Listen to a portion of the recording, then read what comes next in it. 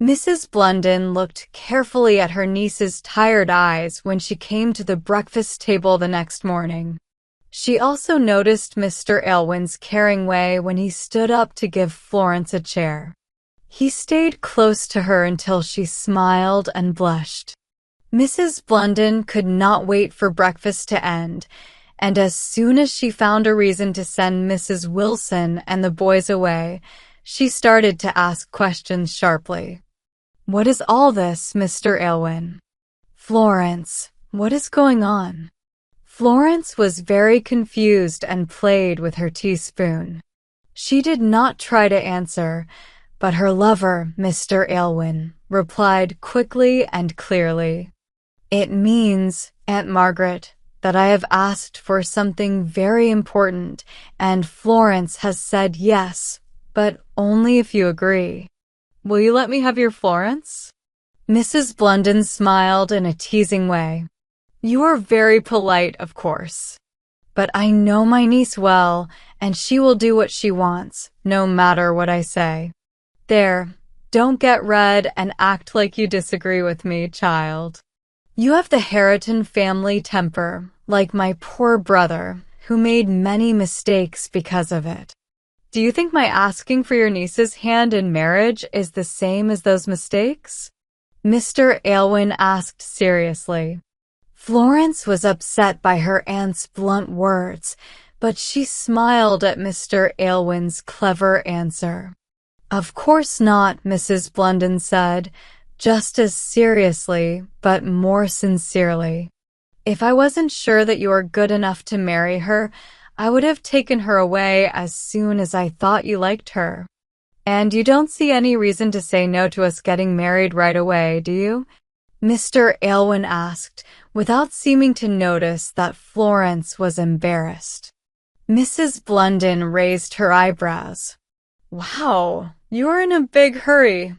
Please tell me, when did you ask my niece this very important question?" "As her guardian, I think I have the right to know this. Florence and I have understood each other since last night," he answered, hesitating a little. "Last night. And you want to get married tomorrow?" Aunt Margaret said sarcastically. "Surely, Florence, you don't agree with this. It is really too quick, isn't it?" "My dear Mrs. Blunden," said Mr. Aylwin, speaking before Florence could reply, "if we are sure that we love each other and want to spend our lives together, why wait? Why stop me from wanting to start our new life as soon as possible?" "When did you decide to make Florence your wife?" her aunt asked. "When did you make these important plans?" "I knew I loved her before I went to India," he answered, not directly. Said Mrs. Blunden dryly. "If you are happy to wait all these years, I think you can wait a bit longer for a nice wedding dress to be made for Florence and for all the proper arrangements. What do you say, Florence? Have you promised not to say anything, that you are so quiet?" "I have already asked Mr. Aylwin for more time," Florence said quietly. Mr. Aylwin looked unhappy and a little angry as he answered. "You did, but when I reminded you that this is my first request, I thought you trusted me enough to change your mind." "No," said Mrs. Blunden firmly. "I will not let you marry my niece, because I think of her as my child, if you're going to take her away quickly and secretly, like you are ashamed of something. If you have loved Florence for so long, why didn't you tell me about it sooner?" Mr. Aylwin was silent, and Florence, who had lifted her head to hear what he would say, felt disappointed. "Well, everyone," said Aunt Margaret in a sharp voice as she picked up her gloves and handkerchief, "it looks like I am not going to know more than you want to tell me. And maybe my wishes will not matter after all." "No, dear aunt, no, no," cried Florence. She ran to her aunt and hugged her tightly.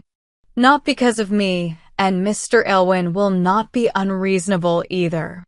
You will not be able to say that I did not listen to you, even for his sake.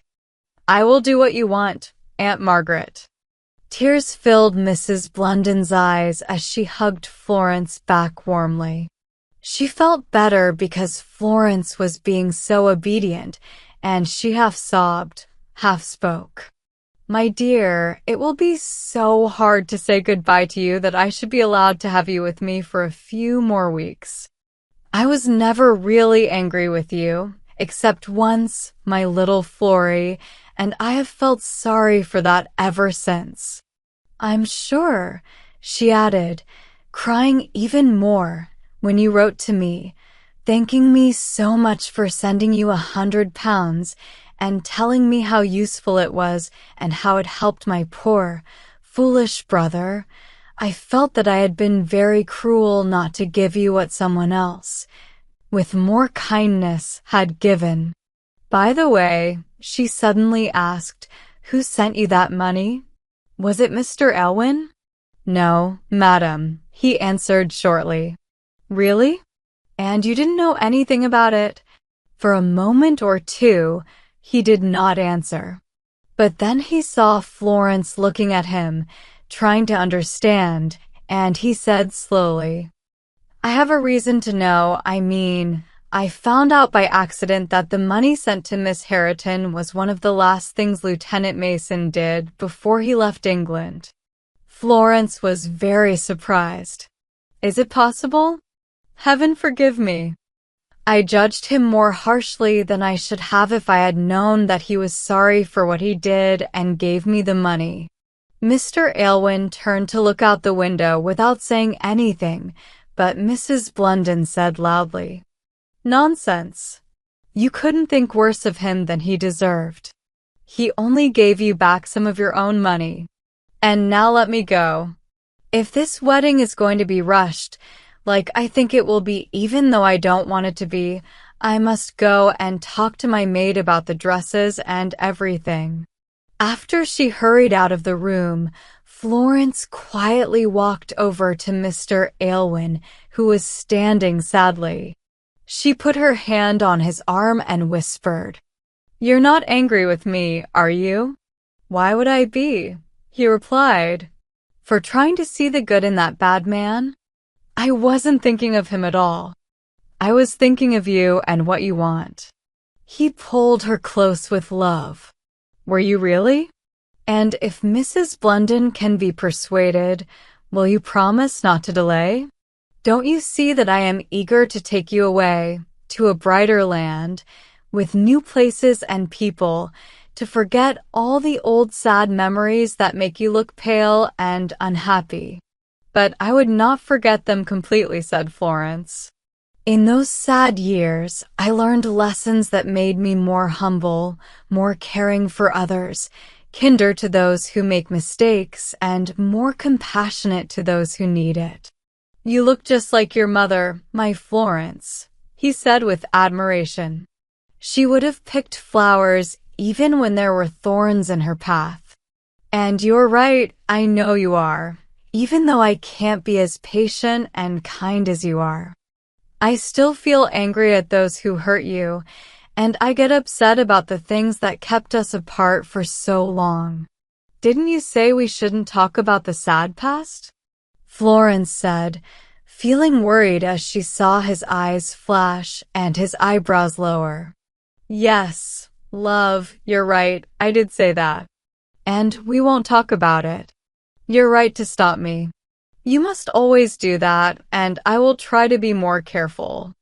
And yet, Florence said, trembling a little because she knew she was bringing up a difficult topic, I think we would both be happier if we were completely honest with each other. I mean, if we had no secrets. But I understand you, Florence, he said, looking very upset, and I understand why you're saying this. But please spare me. I don't have the strength to talk about those painful details. Let's just be happy that our love has never changed, even though life has kept us apart. And it never has it, my Florence? To this, she could truthfully say, no, and he seemed satisfied with her answer. But the old worries were still there, and Florence felt even more that they couldn't be truly happy while there was still something hidden between them. Yet, when he lovingly asked her to promise that she would marry him as soon as Mrs. Blunden would agree, she didn't know how to refuse his passionate request. When he was happy, he was so much like the Frank Dormer she remembered and missed so much. It was only when she was alone for a while and thought about everything he had said that she had to admit the painful truth. There was some important part of his life that he was keeping from her. Something had happened, either something he did or something someone else did, that was always on his mind, making him unhappy and affecting even the joy of their being together again.